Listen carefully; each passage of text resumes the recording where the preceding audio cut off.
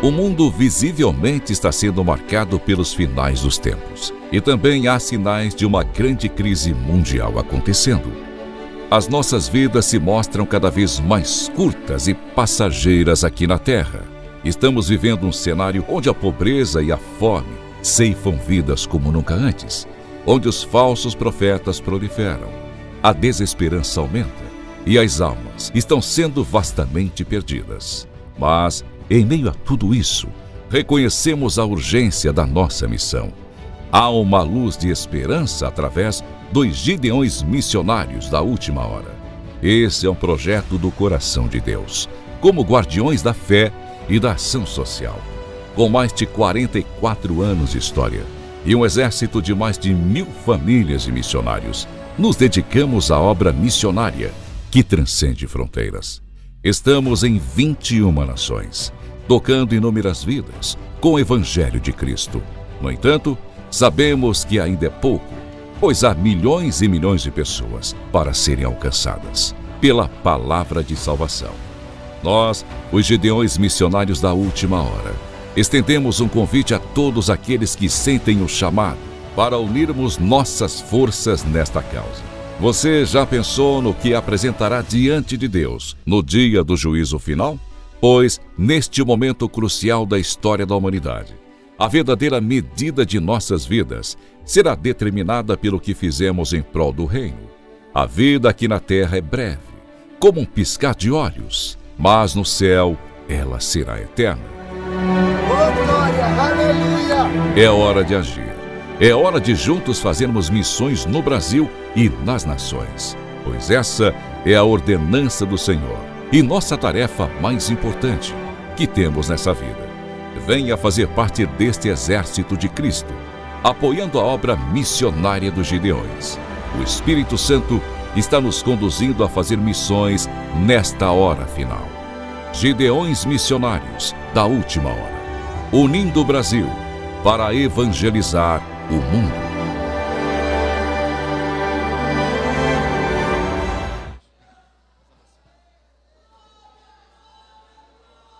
Glória a Deus. Cumprimento o povo de Deus com a paz do Senhor.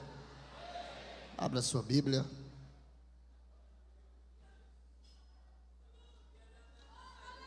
Evangelho de nosso Senhor Jesus Cristo, revelado a Lucas, capítulo de número 15, e o versículo de número 17. Evangelho segundo escreveu Lucas, capítulo de número 15, versículo de número 17.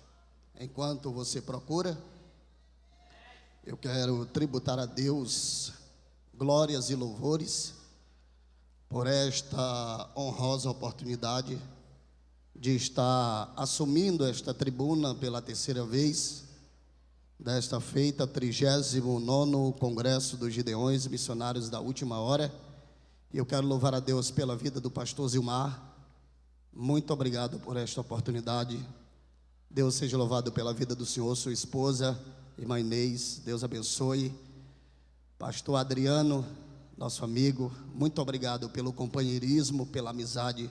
Sempre que temos alguma dúvida, recorremos aí ao pastor Adriano, pastor Zilmar, e sempre estão aí nos atendendo. Pastor Jairo, estamos o ano inteiro aí. Às vezes até incomoda, mas, como diz o pastor Zilmar, nós gostamos de transparência e gosto sempre de manter informado de tudo o que está se passando. Amém? Deus abençoe a toda a diretoria dos Gideões, missionários da última hora, em nome de Jesus. Quero também louvar a Deus pela vida do pastor Erinaldo, pastor Júlio, cumprimentando esses dois pregadores. Eu cumprimento todos os pregadores em nome de Jesus. Que Deus seja louvado pela vida de cada um de vocês em nome de Jesus. Antes de ministrar a palavra de Deus, eu quero aqui convidar o pastor Adriano e o pastor Zilmar.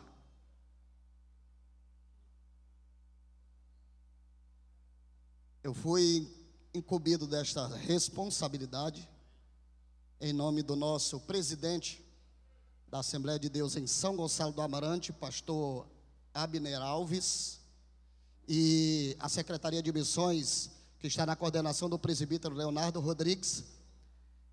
A nossa igreja, eu estou aqui em nome do nosso presidente para entregar esta panóplia para o senhor, em agradecimento pelo trabalho missionário executado na cidade e na nossa região, através dos Gideões Missionários da Última Hora. Amém? A foto ali, pastor.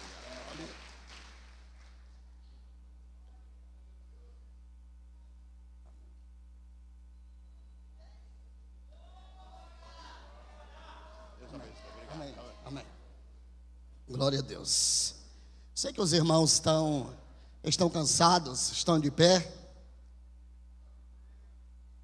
Eu vou ler o versículo e você pode sentar em nome de Jesus. Versículo 17, capítulo de número 15 de Lucas, que diz: Então caiu em si e disse: Quantos empregados de meu pai têm pão com fartura, e eu aqui pereço de fome. Pode sentar em nome de Jesus.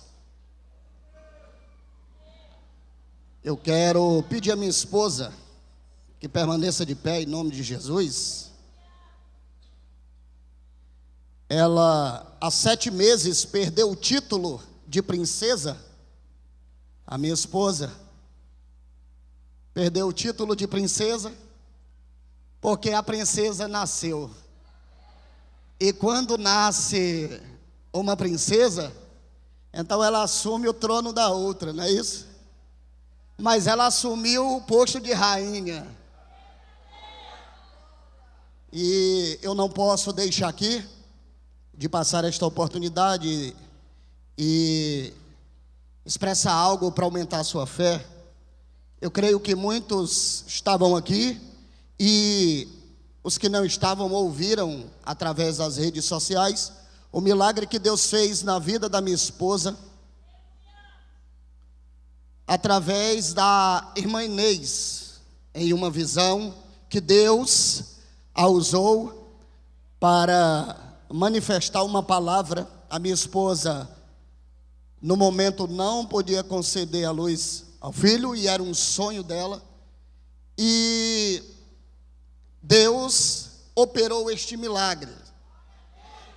Só que quando Deus fez isso, ela estava carregando material de construção, eu, pedreiro, e ela, minha servente, carregando material de construção num carrinho de mão. Deus já tinha feito o milagre e ela não sabia. E deu um descolamento no saco gestacional, e eu repassei para os irmãos o processo que foi para ela segurar a criança. No momento que o pastor Ângelo Galvão estava ministrando aqui, ano passado, a minha esposa louvava e ela se emocionou. A irmã Inês se levantou do seu lugar, foi até ela, abraçou ela e fez uma oração na barriga de minha esposa. E essa oração eu lembrei-me 5 meses depois. Ninguém sabe, mas vai saber agora.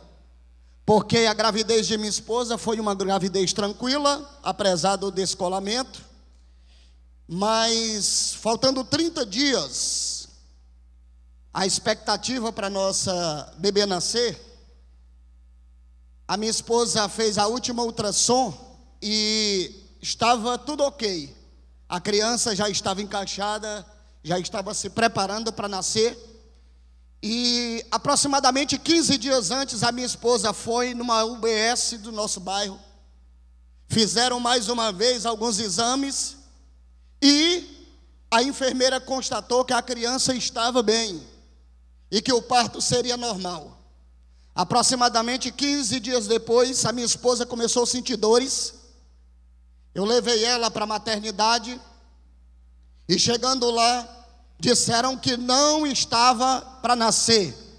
Possivelmente nasceria naquele dia, mas ainda faltava alguns centímetros para poder ela nascer. Retornamos para casa e a minha esposa começou a sentir mais dores.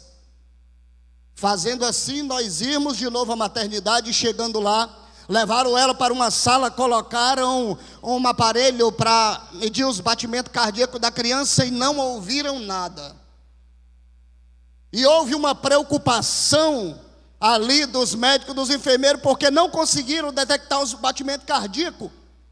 E resolveram transferir ela para outra cidade. A minha esposa saiu às pressas em uma ambulância, eu no meu carro atrás. Não tem como alcançar uma ambulância em alta velocidade, até porque o trânsito fica livre para eles.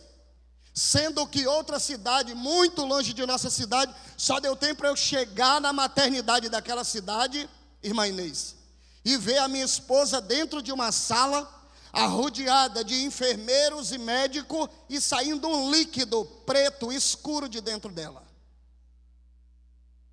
Eu fiquei sem entender nada. O médico olhou um para o outro e disse assim: urgência, prepara a sala. Aí a minha pressão foi para cima, minha cabeça começou a doer. Jogaram ela numa cadeira de roda e saíram no corredor, levando a minha esposa não sei para onde. Sumiram. Fui levado para a sala de espera e o que vinha na mente era a chegada do médico dizendo que a qualquer hora eu teria que escolher entre a vida da minha esposa e entre a vida da minha filha. Aí você imagine em que posição eu ficaria colocado naquele momento. Já amava a minha filha, mas com certeza eu optaria pela vida da minha esposa. Mas para a honra e glória de Jesus, para concluir, 40 minutos depois, a médica saiu lá fora onde eu estava sentado com muita dor de cabeça, e ela disse: pai, nem a mãe e nem a criança, as duas estão bem, foi feita uma cirurgia de urgência, a sua filha estava sofrendo, porque em menos de 10 dias ela sentou na barriga da minha esposa, e por isso não conseguiam ouvir os batimentos cardíacos. Ela sentou, ela fez cocô na barriga da minha filha, ainda ingeriu o líquido e estava sofrendo, mas quando nasceu, fizeram uma aspiração para desentupir as vias, mas está aí a minha filha, sã e salva, porque o Senhor é fiel e cumpre promessa. Porque quando eu estava na sala de espera, eu lembrei-me da irmã Inês abraçado com ela neste altar, e eu lembrei que o Senhor fez uma promessa, e eu estou de posse da minha promessa, declarando que o Senhor é fiel.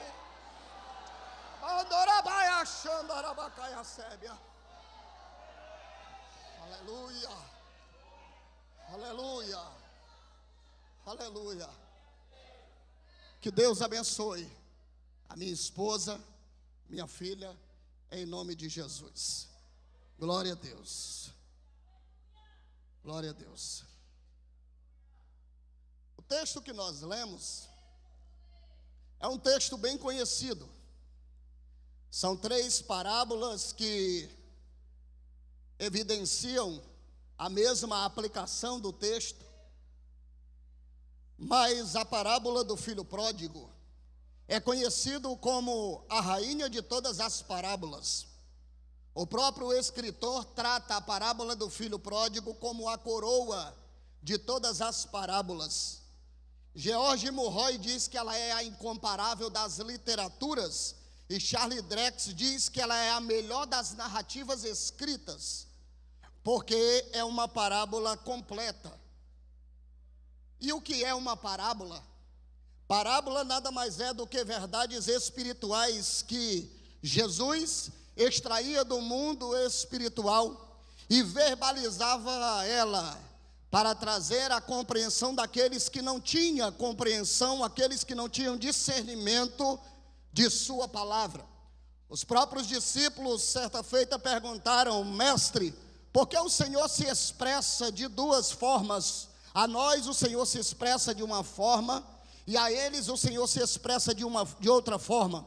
Jesus disse: vós sois bem-aventurados, porque a vós é dado o privilégio de conhecer os mistérios de Deus, mas a eles não. E é fácil compreender isso quando nós observamos no livro de João, capítulo de número 3, aonde um mestre, o príncipe da sinagoga, Nicodemos, quando Jesus expressa uma palavra para ele dizendo que é necessário ele nascer de novo, ele não compreende aquela palavra. Mas quando Jesus ele chega para um homem pescador e diz, depois dele ter passado a noite inteira pescando, ele diz: precipita-te ao mar e lança as redes. Ele não foi questionar, simplesmente ele disse: mestre, trabalhamos a noite inteira e nada apanhamos, mas sobre tua palavra nós lançaremos a rede. Perceba aqui que o entendimento, o discernimento da palavra vai além do intelecto humano. Nicodemos, ele é príncipe da sinagoga, foi ensinado, instruído, porém diante de uma mensagem que Jesus está expressando para ele, ele não compreende. Mas agora um pescador de peixes, o Senhor transmite uma palavra para ele, e ele na mesma hora compreende, sabendo que tudo é executado segundo a sua palavra. Dentro desta parábola nós vemos 4 personagens: o pai, 2 filhos e um servo. Vamos lá? Um pai, 2 filhos e um servo. A igreja. Perceba que todas as vezes que Jesus ele vai expressar uma parábola, Jesus ele não foge da cultura, Jesus ele não foge da tradição da época. A Bíblia Sagrada diz que havia um pai, Jesus expressando esta parábola, que tinha 2 filhos. Dentro da cultura da época, a tradição, após a ausência do pai, o filho primogênito é quem assumiria toda a autoridade e todo o poder sobre a casa e sobre a família. Aqui está acontecendo uma contraversão de sentido, tanto dentro da cultura quanto da tradição, porque o filho mais moço é quem pede a parte da sua herança ao pai. Mas como Jesus ele não foge da cultura, a Bíblia Sagrada diz que o pai pega a parte da sua herança e reparte entre eles. Há quem expressa dizendo que o pai pega a herança e ele entrega para o filho mais moço, mas o texto diz que o pai pega a herança e parte entre eles, porque o que vai fazer a diferença aqui não é a quem ele vai entregar a herança. O que vai fazer a diferença no texto é o que eles vão fazer da herança. Perceba que o filho primogênito ele retém a herança que é dada a ele e permanece dentro de casa. Porém o filho mais moço, ele pega a herança e o texto diz que ele parte para umas terras longínquas e começa a gastar a herança do seu pai ao seu bel prazer, e começa a desfrutar de tudo aquilo que o seu pensamento, tudo aquilo que a sua vaidade própria queria proporcionar para ele. Porém a Bíblia Sagrada diz que chega um tempo em que aquelas terras começam a passar por uma escassez, começa a passar por uma fome, as terras começam a passar por privações, e todo morador que está lá também vai sofrer danos. Inclusive este jovem, ele agora está em uma terra que não tem mais pão, não tem mais alimento, e ele também já tem gastado toda a herança. E agora ele vai trabalhar em uma fazenda onde se criava porcos. E o texto sagrado nos deixa bem claro que ele sente o desejo de comer das bolotas que eram servidas para os porcos, mas ninguém dava a ele.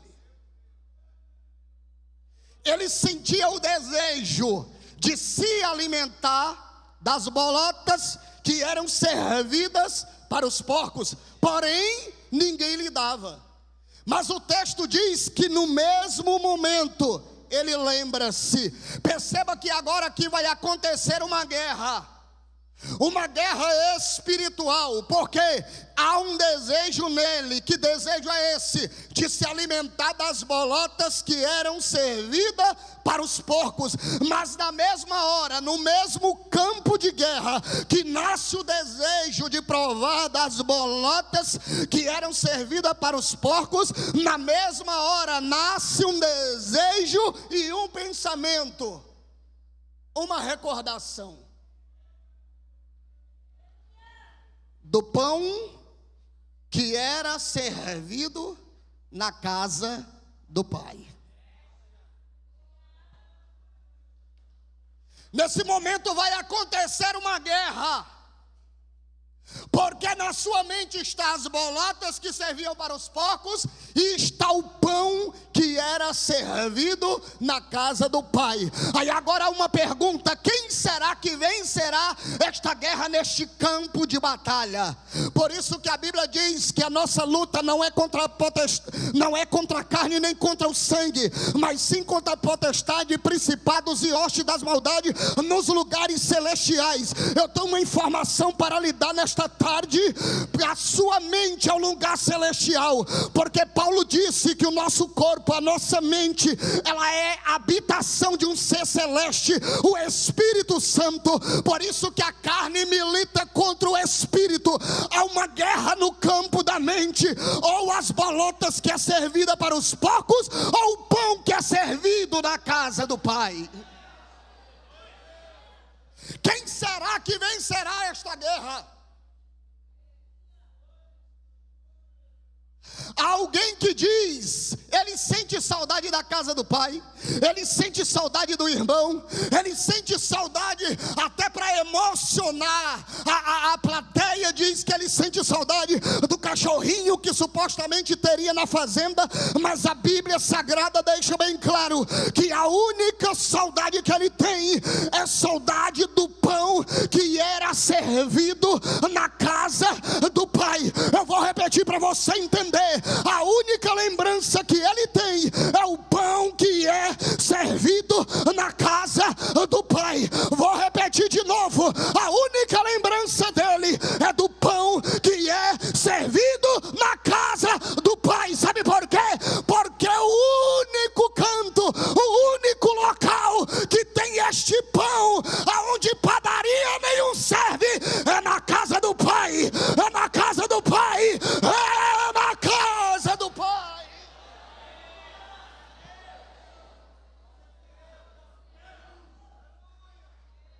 O que move você a passar o ano inteiro juntando cada centavo para vir a este lugar não é por conta de pregadores. O que move você a passar dias viajando de carro, de ônibus, e eu sou do Nordeste, eu sei, tem lugares que ainda existe o famoso pau de arara. O que move você a andar quilômetros, dias e até sofrer privações a vir para cá não é por conta de cantores que louvam, que adoram o Senhor neste lugar, não. O que move você a vir para os Gideões, missionário da última hora, é saber: eu vou naquele lugar porque eu sei que lá tem pão, eu sei que lá tem pão, eu vou alimentar a minha alma, eu vou alimentar a minha alma. E pode ter certeza, você não vai sair daqui faminto. Aqui tem pão, tem pão, tem pão, tem pão, tem pão, tem pão, tem pão. Quantos creem nesta palavra? Levanta a tua mão e adora. Levanta a tua mão e adora. Adore ao nome dele.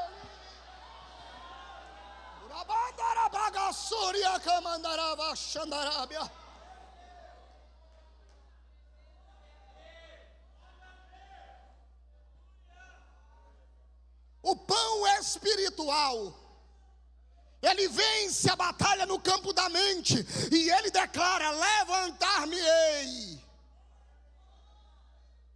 levantar-me-ei e irei ter com meu Pai. A palavra levantar-me-ei não está no sentido de estar sentado e se levantar, ou deitado e se levantar. A palavra levantar-me-ei no grego tem um sentido de refazer o caminho que um dia eu fiz, ou retornar de novo de onde eu saí. Oh glória, oh glória, eu estou sentindo a presença de Deus nesta noite. Deus vai lhe trazer à memória o pão que é servido na casa do Pai, e ele só tem um significado para isso: fazer você voltar o caminho de onde um dia você saiu. Eu profetizo em nome de Jesus Cristo de Nazaré, que ao terminar esta mensagem, você retornará de novo para a casa do Pai. Você que está afastado, que se encontra neste ambiente, ou se encontra aí através das mídias sociais, é hora de voltar para a casa do Pai. É hora de voltar para a casa do Pai. O Pai tem pão para você, o Pai tem pão para a tua vida, o Pai tem pão para a tua alma.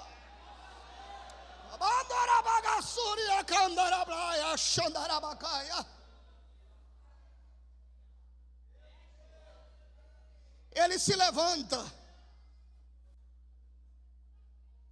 e ele declara uma palavra. Ele declara uma palavra que ninguém declarou. Beveit Sherli Avlachen. Na casa do meu pai tem pão. Na casa do meu pai tem pão. Na casa do meu pai tem pão. Na casa do meu pai tem pão. Na casa do meu pai tem pão. Na casa do meu pai tem pão. Ele se levanta e vai ao encontro da casa do pai. Só que sabe o que é que eu acho lindo aqui? É que o pai não espera ele chegar, pastor Júlio. O pai não espera ele chegar. O pai simplesmente espera ele entrar no caminho. O texto diz que o pai vê ele de longe.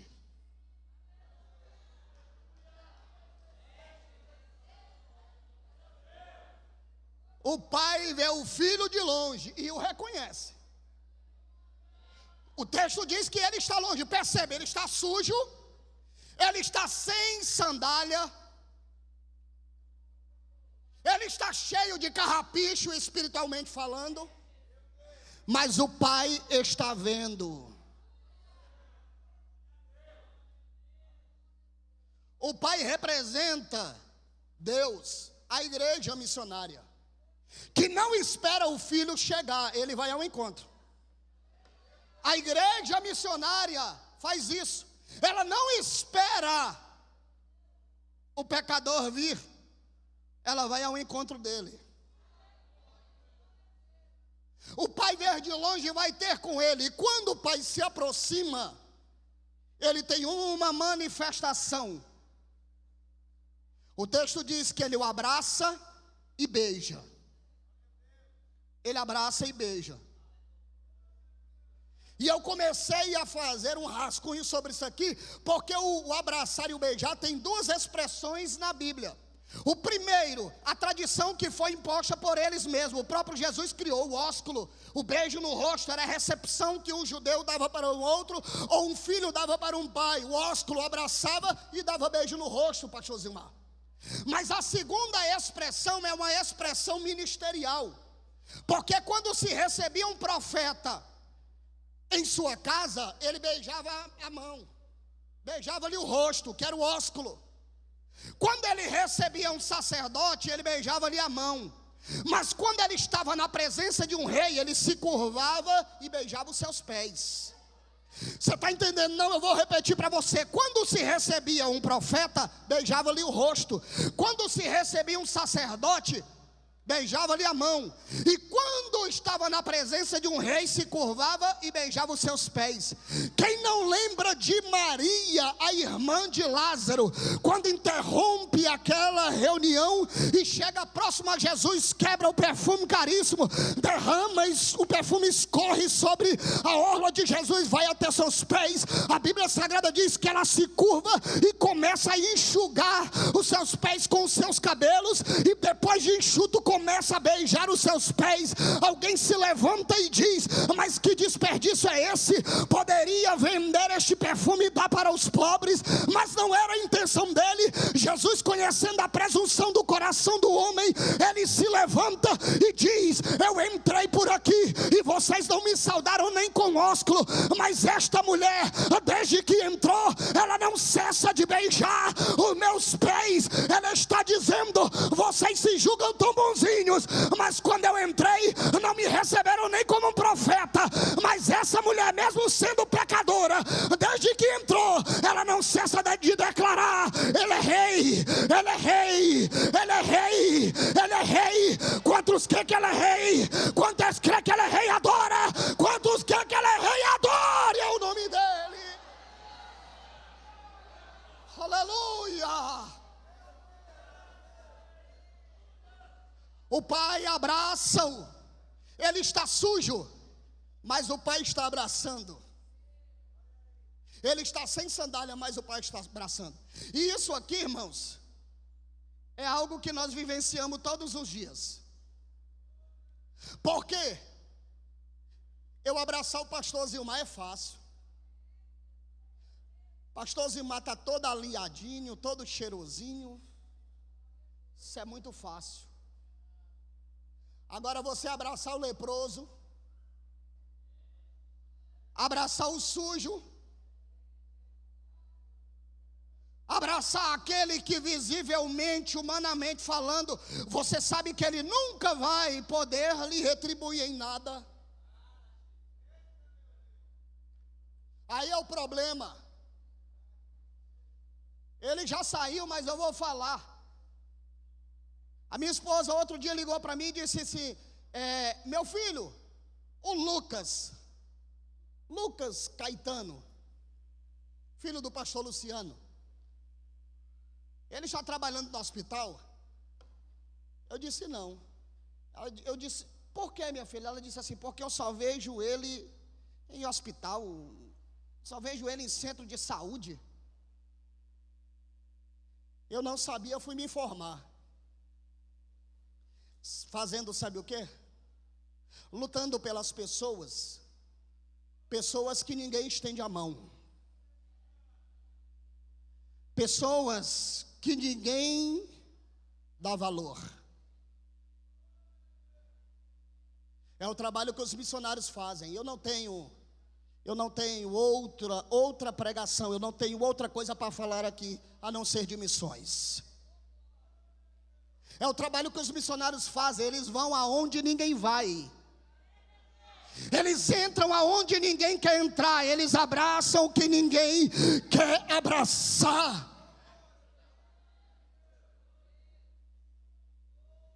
É por isso que a mídia tenta, pastor, todos os dias, os desocupados da internet tentam manietar este trabalho, tentam usurpar os valores que são construídos através dos gideões missionários da última hora.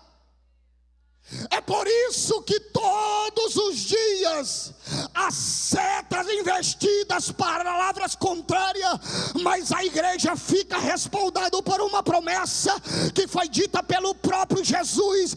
Ele disse: Pedro, tu és Pedro, mas sobre esta rocha, sobre esta pedra, eu edificarei a minha igreja, e as portas do inferno não prevalecerá contra ela. O sistema pode cair, a política pode cair, mas a igreja permanece de pé. Gideões permanece de pé.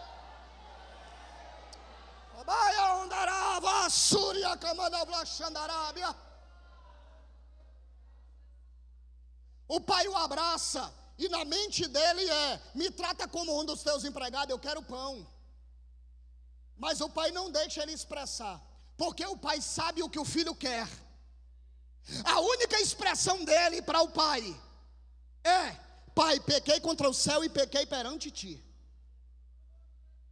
Mas o desejo dele expressado antes era de dizer: me trata como um dos teus empregados, eu não sou digno. Reconhecimento. O texto sagrado diz que o pai, quando beija ele, interrompe a fala dele, e com o beijo está dizendo: meu filho, você pode não ter honra lá fora, você pode não valer nada lá fora, mas na casa do pai você não entra desonrado. Na casa do pai você tem honra. Na casa do pai você tem privilégios. Na casa do pai você não é envergonhado. Por quê? Porque a atitude do filho que era para ter, ele já teve, que foi o reconhecimento de que tinha errado, tinha pecado, e agora voltou. Só que se você observar, a conversa permanece no meio do caminho. Eu vou já terminar, vou já concluir. A conversa permanece no meio do caminho, mas tem um banquete esperando. Mas o pai precisa fazer algo antes, para depois eles entrarem para o banquete. E aí eu vou liberar uma palavra para você. Uma coisa é você estar na presença do pai. Outra coisa totalmente diferente é entrar para o banquete.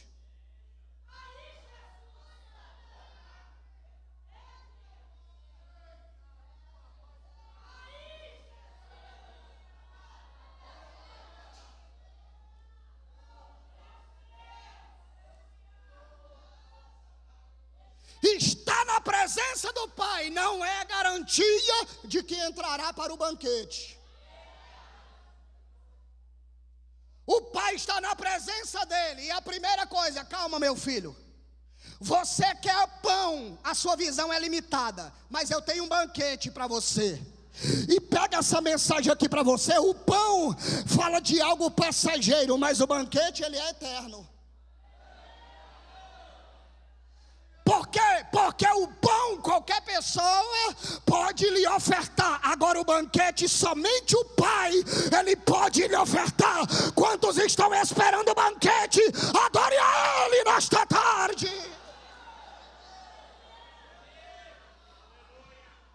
Ele quer o pão, só que o pai diz: tem um banquete para você. Só que primeiro tem que passar por um processo. Primeiro, servo. O servo se aproxima. O servo aqui representa o Espírito Santo, que vem trazer o anúncio do noivo. Servo, primeira coisa, traz uma veste nova para ele. Veste nova fala de caráter. Veste nova, personalidade. O pai está dizendo: meu filho, você vai entrar para o banquete, mas primeiro tem que mudar o caráter, primeiro tem que mudar a personalidade, primeiro tem que mudar o teu testemunho. Irmãos, eu preciso dizer isso aqui, porque os irmãos estão me assistindo neste momento, tanto em Quixeramobim, minha família, que foram participantes deste momento, quanto a igreja em São Gonçalo do Amarante, no Rio Grande do Norte, que estamos lá trabalhando para a glória de Deus. Eu preciso lhe dizer isso.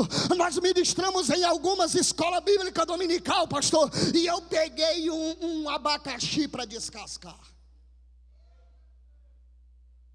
mas eu descasquei,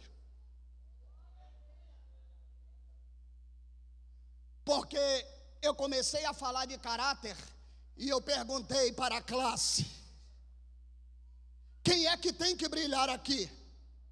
Aí todos gritaram: pastor Adriano. Unanimemente: Jesus! Eu disse: não, está errado. Quem é que tem que brilhar aqui? Perguntei pela segunda vez. Eles disseram: Deus. Eu disse: está errado. Quem é que tem que brilhar aqui? Pela terceira vez. Eles disseram: o Espírito Santo. Eu disse: está errado. Aí eles perguntaram: e quem é que tem que brilhar aqui? Eu disse: é eu.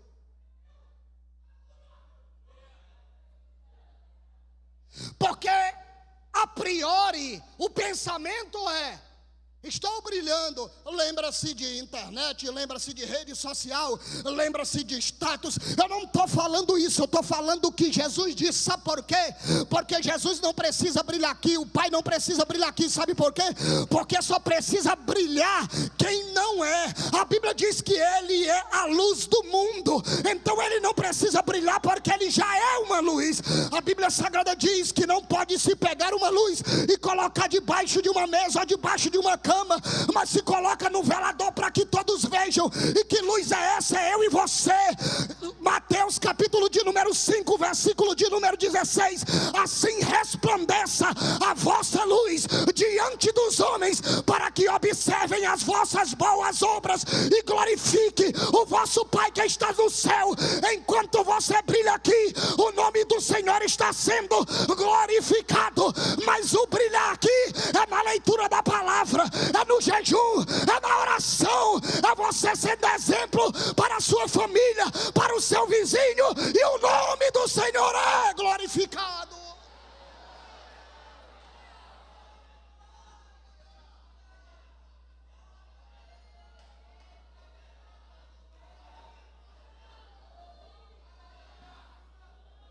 Jesus não precisa brilhar porque Ele já é a luz. Quem precisa brilhar somos nós, que muitas vezes os nossos vizinhos nos vê como treva e não como luz. Mas o Pai está dizendo: tem um banquete para você, precisa mudar as vestes. Servo, traz uma veste para ele.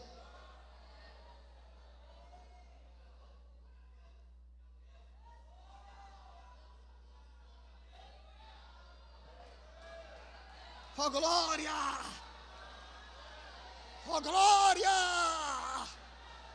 Oh glória! Deus tem veste nova para você hoje aqui. Deus tem veste nova para você.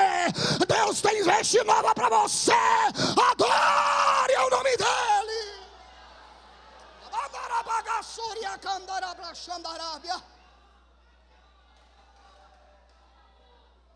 Deixa eu correr. Segundo, coloca um anel no seu dedo. O Pai está preparando ele para entrar para o banquete, pastor Adriano. Coloca um anel no seu dedo. Anel no dedo tem dois sentidos. Primeiro, físico. Cursou uma faculdade e ganha um anel. É honra. Os reis assumiam o trono, ganhavam um anel que servia como um carimbo, como um selo para todo o édito que ele executasse. Honra. Segundo, fator espiritual. Quando eu pedi a minha esposa a noivado, primeiro presente que eu dei a ela, um anel. Esse anel fala de compromisso. E quando eu coloquei o anel no dedo dela, eu estava dizendo, ao colocar o anel no dedo, eu quero me relacionar com você.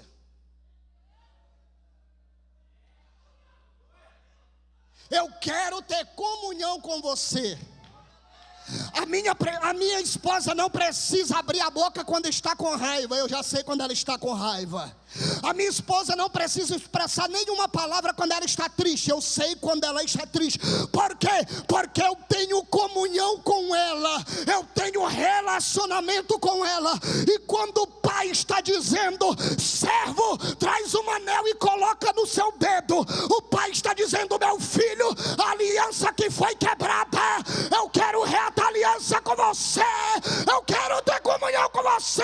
Vai entrar para o banquete, mas primeiro tem que ter relacionamento, tem que ter comunhão com Ele.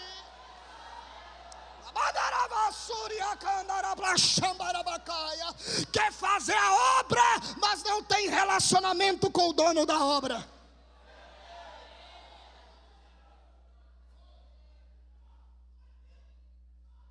Terceiro,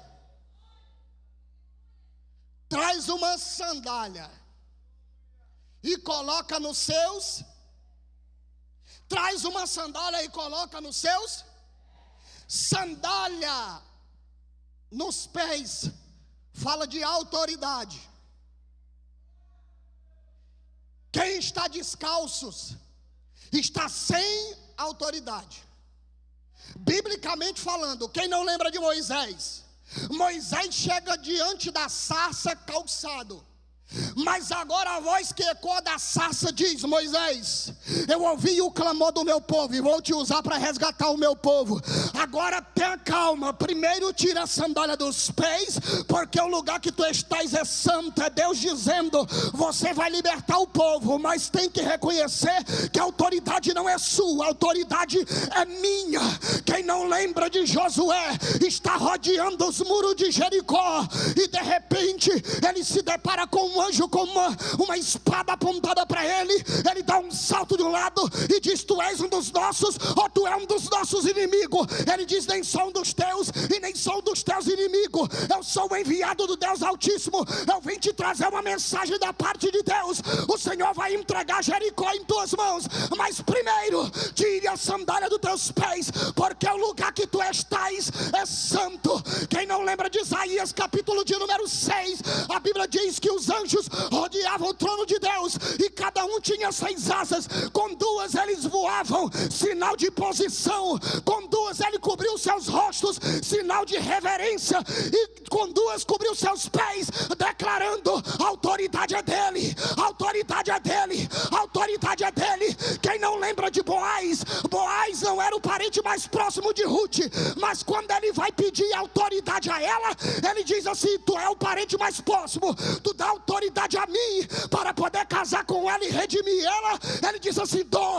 Ele diz: então daqui a sandália, passa a autoridade para mim, e ele repassa a autoridade para ele. Quem não lembra de Paulo quando disse: portanto, tomai as armaduras de Deus, e ele começa a citar: capacete da salvação, couraça da justiça, a espada, e quando ele conclui ele diz: e calçai os vossos pés na preparação do evangelho da paz. Porque quem está com os pés calçados na preparação do evangelho, Satanás não tem poder sobre ele, porque disse Paulo: e o Deus de paz esmagará Satanás debaixo dos vossos pés. Não é do seu pé, é o evangelho que está na sua vida que esmaga ele.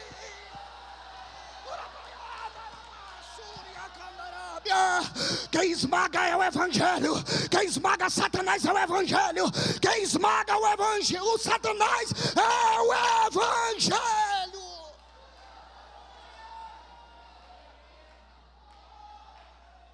Aleluia. Aleluia. Aleluia. Eu vou concluir. O pai prepara o banquete. Ele já trocou as vestes, já colocou o anel no dedo, já colocou sandália nos pés, e vai entrar em casa como honra para o grande banquete. Só que o filho, pastor Zilmar, está no trabalho e chega, a festa já está acontecendo. O filho primogênito também precisava ser tratado, por isso que ele não entra direto para o banquete. O texto diz que ele permanece do lado de fora. E quando ele permanece do lado de fora, ele fica irado. Eu vou resumir: o pai sai fora e começa a dar uma palavra para ele. O primogênito também não vai entrar no banquete antes de receber uma palavra. Eu vou repetir de novo, que isso aqui é forte demais. O filho primogênito não vai entrar enquanto não receber uma palavra. Primeiro o pai ministra uma palavra no caminho para o mais moço, mas agora vai ministrar uma palavra do lado de fora da casa para o filho primogênito. Sabe por quê? Porque tudo começa com uma palavra e termina pela palavra. Vou repetir: tudo começa pela palavra e termina pela palavra. Gênesis capítulo de número 1: no princípio criou Deus os céus e a terra. E como foi que ela foi criada? Haja o sol, haja a lua, haja a terra, haja peixe sobre as águas. O verbo haja é palavra verbalizada. Então no princípio criou Deus os céus e a terra pela palavra. Isaías capítulo de número 43, verso 13: ainda antes que houvesse o dia, ele já era o que? João diz, capítulo de número 1: no princípio era o verbo, e o verbo estava com Deus, Deus, e o verbo era Deus. Apocalipse capítulo de número 21. Eu sou o alfa e eu sou o ômega, eu sou o princípio e eu sou o fim. E se em Gênesis ele diz, no princípio criou Deus os céus e a terra, ele conclui dizendo, mas passa os céus e passa a terra, mas a minha palavra, a minha palavra, a minha palavra, a minha palavra não há de passar. Adore a palavra, adore a palavra, adore a palavra, exalte a palavra, glorifique a palavra, enalteça a palavra, jubile a palavra, seja glorificado pela palavra, limpo pela palavra, curado pela palavra. É ela que te limpa, é ela que te cura. Então adore a palavra, adore a palavra, adore a palavra. Se coloque de pé. Meu tempo esgotou.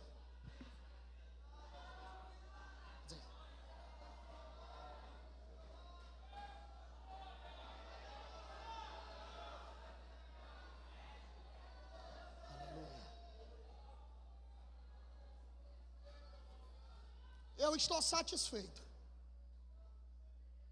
Agora eu preciso de um minuto da sua atenção. Escute isso aqui. Que isso aqui é presente para a sua alma. Porque se você observar a parábola do filho pródigo, ela não termina. Porque ela conclui dizendo, esse nosso filho estava morto, foi encontrado, estava perdido. Ele não termina a parábola. E por que que ele não termina? As três parábolas. A primeira começa então, a segunda parábola começa outra vez, e a terceira palavra, ela começa dizendo, continuou. Todas essas três expressões são expressões de continuidade de uma mensagem, mas ela não tem fim. Por que que ela não tem fim? Porque Jesus está saindo com os discípulos. Ele se depara com o escriba e com o fariseu. Eles olham para ele e dizem assim, você come com pecadores e publicanos. Jesus olha para eles e diz assim, eu posso lhes contar uma parábola? Ele disse, pode. E ele começa a decorrer o texto. Por que que a parábola não se encerra? Porque a história não termina, ela continua.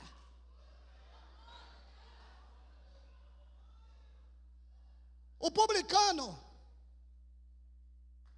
e os pecadores representam o filho pródigo. Mas quem está na porta reclamando porque o filho pródigo está no banquete, quem é? Fariseu e escriba, na representação do primogênito. Quando Jesus conclui a palavra, ele está dizendo uma coisa para eles. Agora olhe para mim, você que está através das redes sociais, olhe para mim. Jesus está dizendo uma coisa para eles: vocês vão permanecer do lado de fora ou vão entrar? Você está ouvindo isso aqui? A palavra não termina porque ninguém sabe se eles entraram ou se permaneceram do lado de fora. Mas Jesus está fazendo uma pergunta, por isso que não é o fim. Ele diz, vocês vão permanecer do lado de fora ou vocês vão entrar?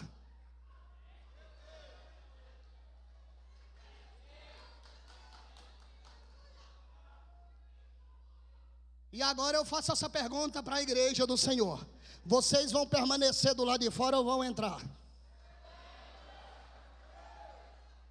Porque o convite está feito. Você que quer entrar, saia do seu lugar e venha aqui na frente, que nós vamos orar pela sua vida. Mas venha rápido, porque a hora já se foi. Você que quer sair do lado de fora e quer entrar para o banquete, você que quer entregar a sua vida para Jesus, ou que quer reconciliar com o Senhor, você que quer provar do pão nesta noite, saia do seu lugar, venha aqui na frente. Nós vamos orar pela sua vida, em nome de Jesus. Pastor Zilmar, pode se aproximar.